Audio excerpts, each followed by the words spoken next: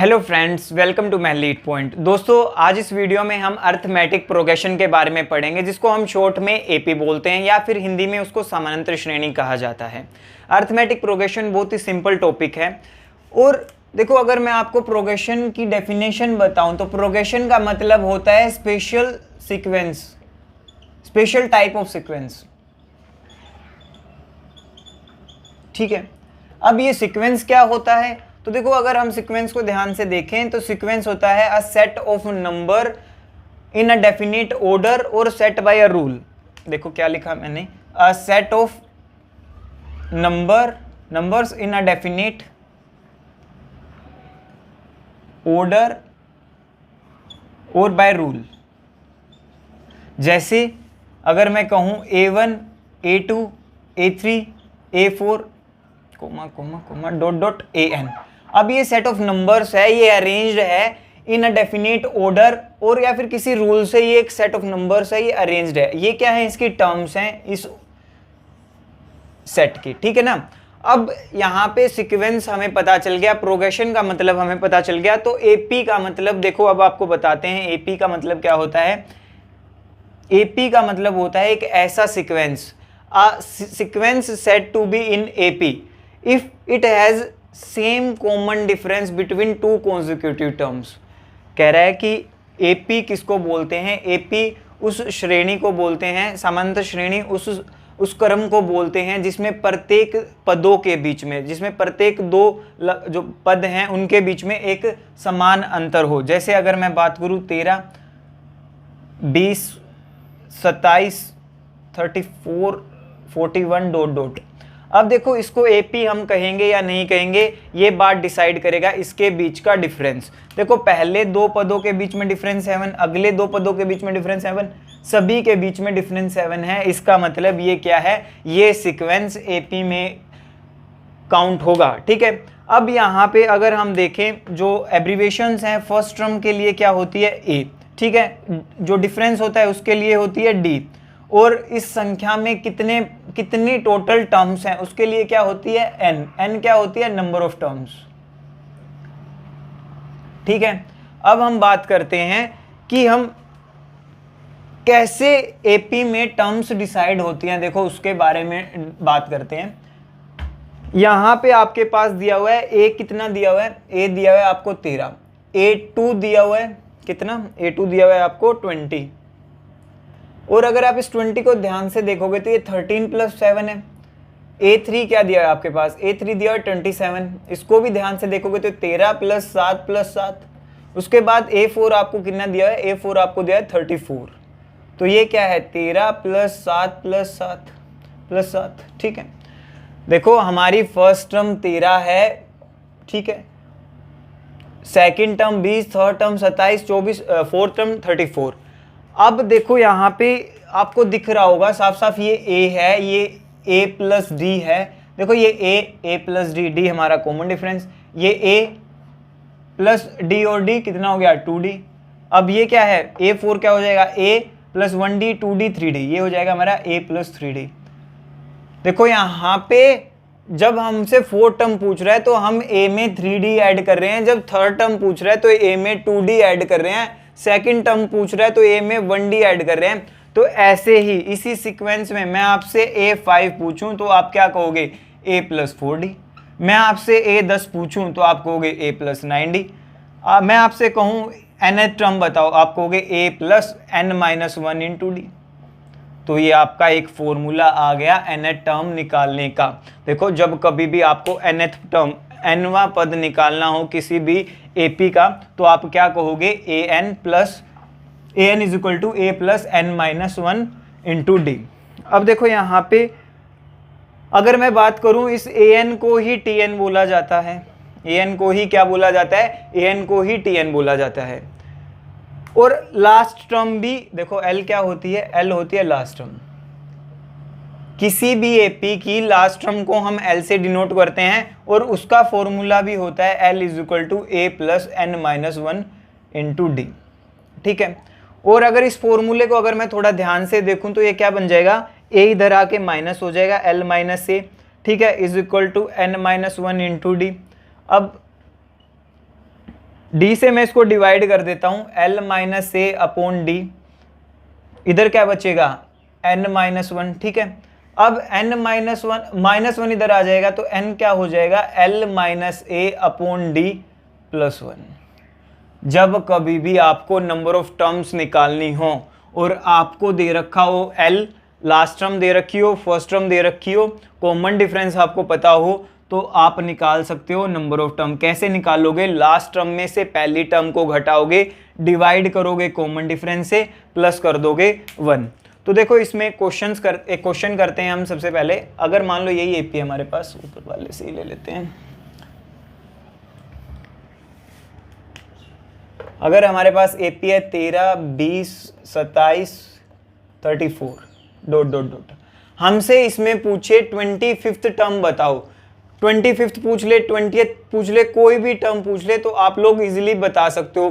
कैसे बताओगे आप 25th टर्म बताओगे तो a प्लस 24d, ये क्या हो जाएगी आपकी a 25 हो जाएगी। तो आप बता दो इसमें a कितना है 13, उसके बाद देखो यहाँ पे 24 इंटू d कितना है 7, तो 24 इंटू 7 कितना होता है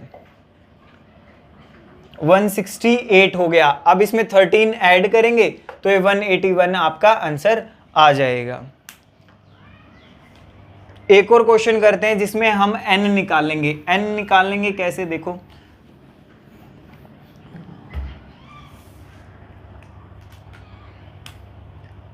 अगर आपको एक सीक्वेंस दे दिया, जैसे मान लो -10, -6, -2, 2, 6 ... लास्ट में दे दिया आपको 402। ठीक है, आपसे कह रहा है find the value of n, number of terms बताओ इस सीक्वेंस में कितनी है। तो देखो मैंने आपको अभी बताया, ये आपके पास फर्स्ट टर्म है a है, ये आपके पास लास्ट टर्म है। ठीक है, आपके पास d कितना है, कॉमन डिफरेंस कितना है, देखो 6 और 10 में कितना 4 का कॉमन, -6 है और -4 है, तो कॉमन डिफरेंस 4 है। आपको क्या निकालना है, नंबर ऑफ टर्म्स। तो नंबर ऑफ टर्म्स का फॉर्मूला आपको मैंने अभी बताया था, n के लिए फॉर्मूला आप क्या करोगे l माइनस ए अपॉन डी प्लस 1, ये आप लोगों को अभी बताया था थोड़ी देर पहले। यहाँ पे l कितना है आपका 402, आपका a कितना है माइनस है यहाँ पे बीच में, लेकिन a आपका -10 है, अपॉन डी 4 है प्लस 1। अब देखो यहाँ पे -402, माइनस माइनस कितना हो जाएगा, माइनस माइनस प्लस हो जाएगा। देखो 402 minus minus plus 10 upon 4 plus 1, ये कितना हो गया 412 अपॉन 4 प्लस 1। काटेंगे इसको 103 प्लस 1, आपका n की वैल्यू कितनी आ जाएगी, n की वैल्यू आ जाएगी 104। तो आप कह सकते हो ये इसकी 104th टर्म है, या फिर हम कहें टोटल इस एपी में 104 टर्म्स हैं। देखो अब एक क्वेश्चन और बनता है, वो क्वेश्चन क्या होता है, अगर मैं आप लोगों को कहूं कभी आपसे सम निकालना पूछ ले, या फिर इस एपी में देखो ऊपर वाली में, इसी में अगर आपसे सम निकालना पूछे, तो सम के बारे में और बताते हैं आप सभी को एक बार। किसी भी एपी का सम दो तरीके से निकाला जाता है। देखो दो तरीके क्या है मैं आप लोगों को बताता हूं। पहला तरीका क्या है, Sn = n/2, उसके बाद 2a plus n-1 into D, ये आपका फर्स्ट तरीका है। फॉर्मूला ये कैसे बना, देखो आप सम को क्या बोलोगे, सम क्या है, terms t1 plus t2 plus t3 t4 ऐसे tn तक। भाई आपने n टर्म्स का सम निकालना है, आपको पता है पहली टर्म हमारे पास t1 है, सेकंड ये, थर्ड ये, फोर्थ ये, सभी को जोड़ दोगे तो आप सम निकाल लोगे। तो सम निकालने के लिए आप पहली टर्म क्या होती है आपकी a होती है, सेकंड टर्म क्या होती है a प्लस डी होती है, थर्ड टर्म क्या होती है आपकी a प्लस 2d होती है, ऐसे ही डॉट डॉट, लास्ट टर्म क्या होती है आपकी a plus n-1 into D होती है, ये आपकी लास्ट टर्म होती है। अब यहाँ से आप अगर देखो यहाँ से ये a यहाँ पे है, a यहाँ पे है, a यहाँ पे है, ये चलता जा रहा है कहाँ तक, n-1 टर्म्स तो ये हो गई। देखो यहाँ से लेके यहाँ पे 1d था, यहाँ पे n-1d है, तो n-1 टर्म्स तो ये होगी एक ही, और एक ये होगी, तो टोटल n यहाँ पे हो गया हमारे पास, n टाइम्स a है हमारे पास, तो वो हमने अलग ले लिया बाहर। अब अंदर क्या बच गया हमारे पास, d बच गया। देखो हर जगह से a एक उठा लाए, हर जगह से a उठा लाए, तो कितनी बार a बाहर आ गया, n टाइम्स a बाहर आ गया। तो अब अंदर क्या बच गया, d plus 2d plus 3d dot dot dot n minus one into D, ये हमारे पास अंदर बच गया। ठीक है, अब यहाँ से अगर मैं d कॉमन ले लेता हूँ, देखो Sn क्या होगा, अगर मैंने d कॉमन ले लिया तो देखो यहाँ पे 1 2 3 dot dot dot n minus one आपका अंदर बच जाएगा। ठीक है, अब इसको ऐड करने के लिए देखो ये नेचुरल नंबर्स हैं, बट ये n तक नहीं है, ये n माइनस वन, n से पहले तक है। तो इसको ऐड कैसे करेंगे, ऐड करने के लिए आप कहोगे आपको पता है फॉर्मूला होता है नेचुरल नंबर्स को एडिशन का, n into n plus one by two. यहाँ पे n की वैल्यू क्या है, ये है, तो n वगैरह हमारा हो गया n माइनस वन। फिर उसके बाद अगला स्टेप n प्लस वन, तो इसमें प्लस वन करेंगे तो सिर्फ n बचेगा बाई टू। ठीक है, ये हमारा Sn चल रहा है। अब देखो Sn, इसको क्या करेंगे, एलसीएम लेंगे, एलसीएम लेने के बाद Sn क्या हो जाएगा, बाई टू, इधर हो जाएगा 2Na plus n minus one into n और ये d। ठीक है, अब यहाँ से n कॉमन आ जाएगा, Sn is equal to n common आ गया, या फिर n बाई टू कॉमन ले लेते हैं हम। अंदर क्या बचा, 2a। ठीक है, अंदर यहाँ पे 2a बचा ना, देखो n बाई टू कॉमन आ गया, 2a बच गया, और यहाँ पे क्या बचा, n इंटू n कॉमन आ गया, तो यहाँ पे बचा plus n minus one into D, यहाँ पे ये बचा, और यही हमारा फॉर्मूला बनता है।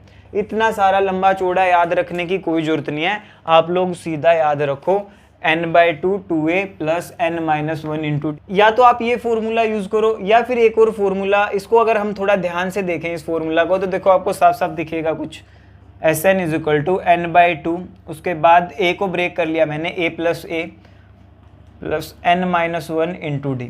ठीक है, अब हमारे पास देखो ये क्या होता है, ये हमारा लास्ट टर्म के लिए होता है ना, तो आज से हम इस फॉर्मूले को ये भी नाम दे सकते हैं, क्या नाम है ये, Sn is equal to n by two a plus, ये क्या है आपका, देखो ये लास्ट टर्म के लिए होता है a प्लस l।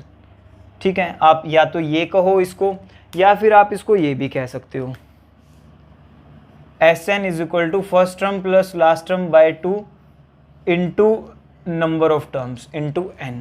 ठीक है, आप ऐसे भी Sn निकाल सकते हो, आप ऐसे भी निकाल सकते हो, और ये दोनों तो हैं ही एक ही। ठीक है, अब मैं आपको एक क्वेश्चन देता हूँ, मान लो यही क्वेश्चन है, इसमें आपको पहले 11 टर्म्स का सम निकालना है, पहले 11 टर्म्स का क्या निकालना है, सम, 11 टर्म्स का, या फिर 15 कह लो, 15 टर्म्स का सम निकालना है, कोई दिक्कत नहीं है, निकाल देंगे। तो देखो तरीके दो हैं, तरीके दो क्या क्या हैं, आपको देखो a की वैल्यू पता है, a की वैल्यू पता है सभी को 13, d की वैल्यू पता है 7, उसके बाद 15 टर्म का सम निकालना है, तो n की वैल्यू भी पता है सबको 15।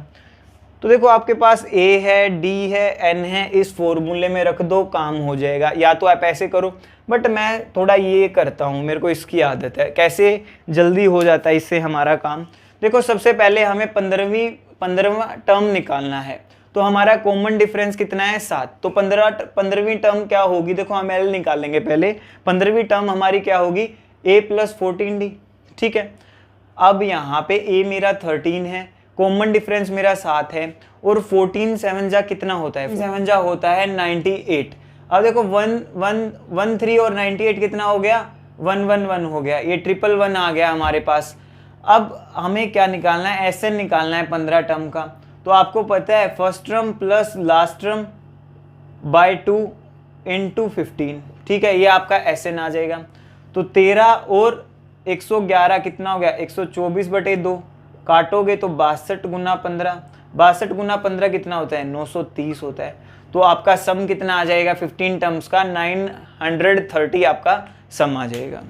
अब देखो बात करते हैं अर्थमेटिक मीन की। अर्थमेटिक मीन क्या होता है, अगर मैं आपको कहूँ ABC 3 टर्म्स हैं, ये एपी में हैं, और इनका अर्थमेटिक मीन क्या होगा, जो मिडिल टर्म होती है वो हमेशा अर्थमेटिक मीन होता है। किनका, पहली और तीसरी टर्म्स का, पहली और तीसरी टर्म का जो मिडिल टर्म है वो अर्थमेटिक मीन होगी, इस एपी का भी और पहली और तीसरी का भी। ठीक है, ये सिंपल सी बात है। देखो यहाँ पे क्वेश्चन बनता है, यहाँ पे 2x 3x plus 10 6x plus 18 कहेगा are in AP find the value of x। तो देखो आप लोग इजीली बता सकते हो, दो तरीके से बताया जा सकता है इसको, या तो आप इसको मीन के फॉर्मूले से बना दो, जैसे 3x plus 10 is equal to a और c का मीन है, तो 2x plus 8x plus 18 upon 2। ठीक है, या तो आप इसको ऐसे कर सकते हो, 2 इधर जाके क्रॉस मल्टीप्लाई कर लेगा, 6x प्लस 20, ये कितना हो गया 10x प्लस 18। ठीक है, अब यहाँ से ये 6 उधर चला जाएगा तो 4x बच जाएगा, ये 18 इधर आ जाएगा तो 2 बच जाएगा। यहाँ से हम x की वैल्यू बता सकते हैं 1/2। या तो आप इसको ऐसे कर सकते हो, या फिर आप डायरेक्ट इसको बोल सकते हो second term minus first term. देखो b2 माइनस a बराबर होगा c माइनस b के। देखो डिफरेंस सेम होता है, या तो आप उसको वैसे करो तब भी हमारा x की वैल्यू कितनी आएगी 1/2 आएगी। बट इसमें एक क्वेश्चन आता है कि इंसर्ट 3 अर्थमेटिक मीन बिटवीन, कोई भी आपको 2 नंबर्स दे देगा उसके बीच में 3 अर्थमेटिक मीन इंसर्ट करूं। ये क्वेश्चन कई बार देखो नया क्वेश्चन है, बच्चे इसमें कंफ्यूज हो जाते हैं कि इंसर्ट करना है arithmetic mean. Insert 3 arithmetic mean between कुछ भी बोल दे, जैसे 27 एंड 55 ले लिया भाई, इनके बीच में 3 अर्थमेटिक मीन इंसर्ट कर रखे हैं, तो बताओ कौन कौन से हैं वो 3 अर्थमेटिक मीन। तो देखो इसको करने का एक सिंपल सा फॉर्मूला है। क्या फॉर्मूला है, आप लोगों को जब कभी भी किसी भी नंबर के बीच में पूछे, 2 कोई भी संख्या दे देगा, उन 2 के बीच में 3 पूछे, 4 पूछे, 5 पूछे, कितने भी पूछे, तो आपको क्या करना है, उन दोनों का डिफरेंस देखना है। 55 माइनस 27, ये इन दोनों का डिफरेंस हो गया, अपॉन क्या करोगे, अगर आपसे 3 पूछा है तो 3 प्लस 1, अगर 4 पूछा है तो 4 प्लस 1, 5 पूछा है तो 5 प्लस 1, ये अर्थमेटिक मीन पूछे हैं आपसे।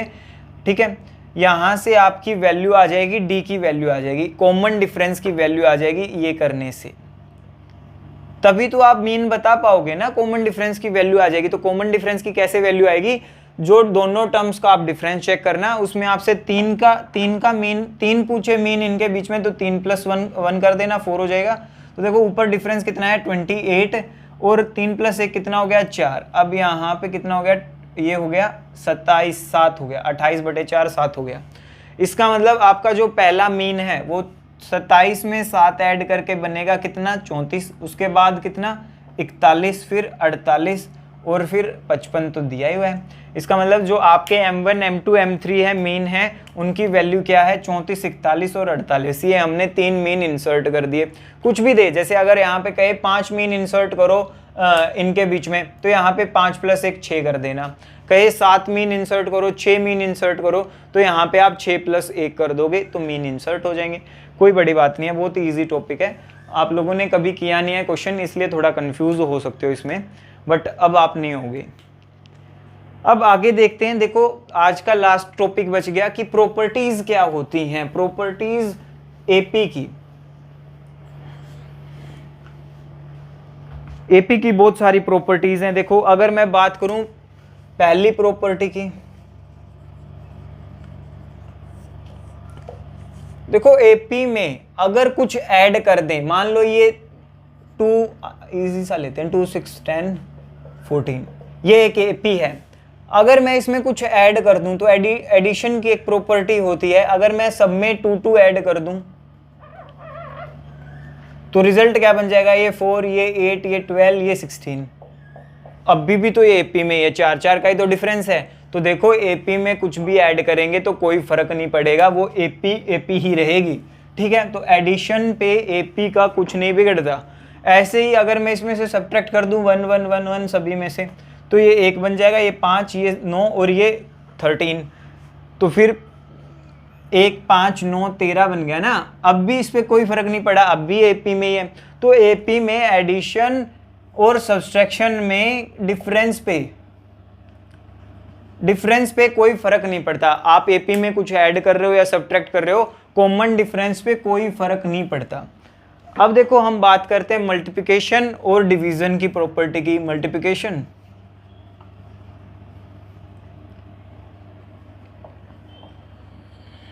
ठीक है, अगर मैं इस एपी में 2 से गुना कर दूं, सारी एपी में 2 से गुना कर दूं तो ये 4 हो जाएगा, ये 12 हो जाएगा, ये 20 हो जाएगा, ये 28 हो जाएगा। तो कॉमन डिफरेंस 8 हो गया सभी में।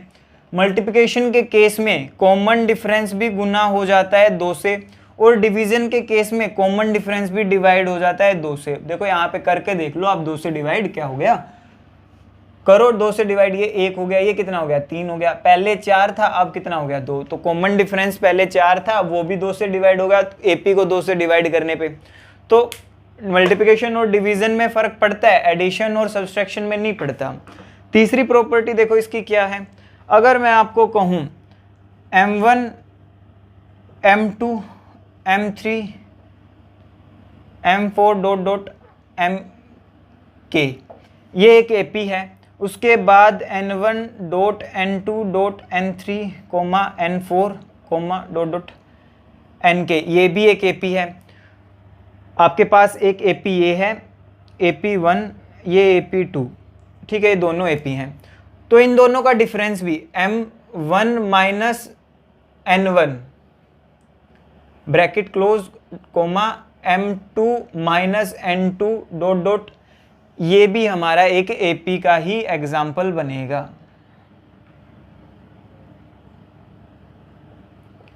चाहे उनके बीच में 2 एपी हों, उनको अगर हम माइनस करेंगे तब भी हमारा रिजल्ट एपी में आएगा, करके देख लेना। m1 प्लस, चाहे उनमें एडिशन हो चाहे सब्सट्रैक्शन हो, दोनों ही केसेस में हमारी एपी ही बनेगी रिजल्टेंट। ठीक है, ये थी इसकी तीसरी प्रॉपर्टी। देखो एक रूल बताते हैं आप लोगों को, रूल क्या है, तो जब कभी भी ना आपको बोले वो कि एक एपी है जिसमें 29 टर्म्स हैं, एक एपी है जिसमें 29 टर्म्स हैं और उसमें वैल्यू दे दे A15 की, कह दे उसकी 15th टर्म कितनी है, 15 टर्म की वैल्यू दे दे मान लो 89, और आपसे कहे अर्थमेटिक मीन क्या होगा उस एपी का। देखो क्वेश्चन है सिंपल सा, एक एपी है, एपी में 29 टर्म है, टोटल टर्म्स है, n की वैल्यू है 29, और कह देगा आपको कि 15वीं टर्म की वैल्यू है 89, तो आपसे कहेगा कि उस एपी का मीन क्या होगा। देखो एक सिंपल सी बात सुनो, मैंने अभी आपको बताया था अगर ए बी सी 3 टर्म है तो मिडल टर्म क्या होगी, एपी का अर्थमेटिक मीन, चाहे 3 हो चाहे 5 हो चाहे 7 हो चाहे 9 हो चाहे 11 हो, चाहे कितनी भी टर्म हो, ओड टर्म होंगी उस एपी में, तो हरदम मिडल टर्म उसका अर्थमेटिक मीन बनेगा। मिडल टर्म अर्थमेटिक मीन क्या बनेगा, middle term, in case of odd terms.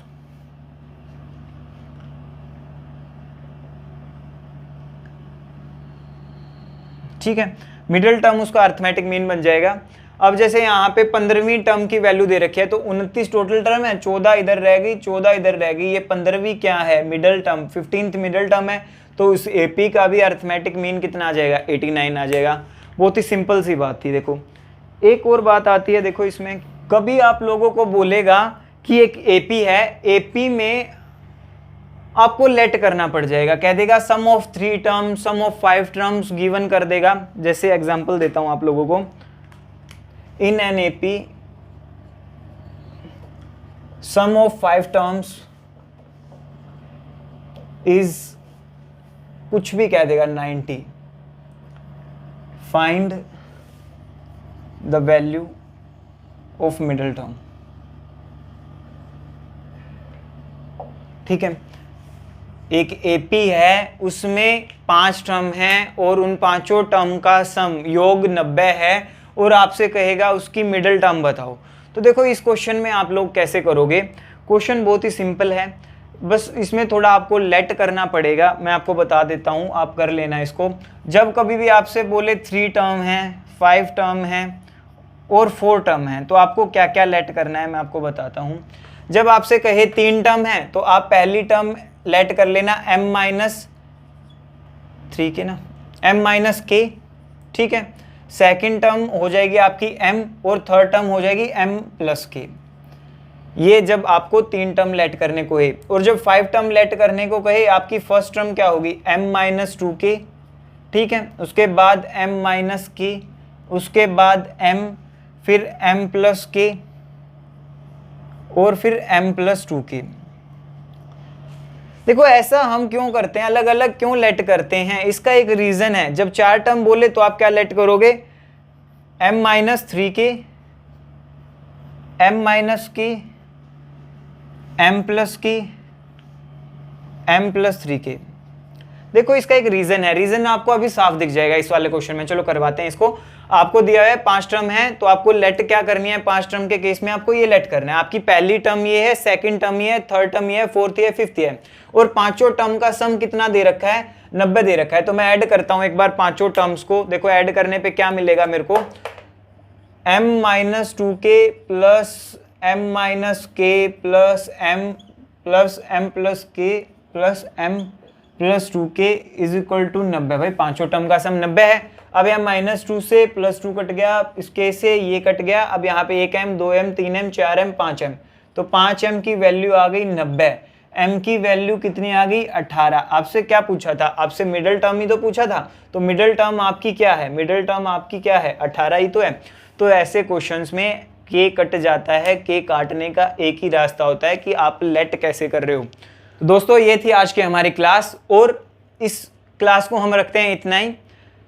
और अगली क्लास में हम लोग आपके लिए क्या लेके आएंगे? अरिथमेटिक प्रोग्रेशन के क्वेश्चंस लेके आएंगे। सिर्फ उसकी 2 वीडियो आएंगी, 6-6 7-7 या 10-10 क्वेश्चंस की 2 वीडियो आएंगी, और आप वहां पे क्वेश्चंस प्रैक्टिस कर सकते हो। अगर आपको क्वेश्चन आता है तो आप वीडियो को पॉज करके उसको अटेम्प्ट करने की कोशिश करना, देन आगे बढ़ना।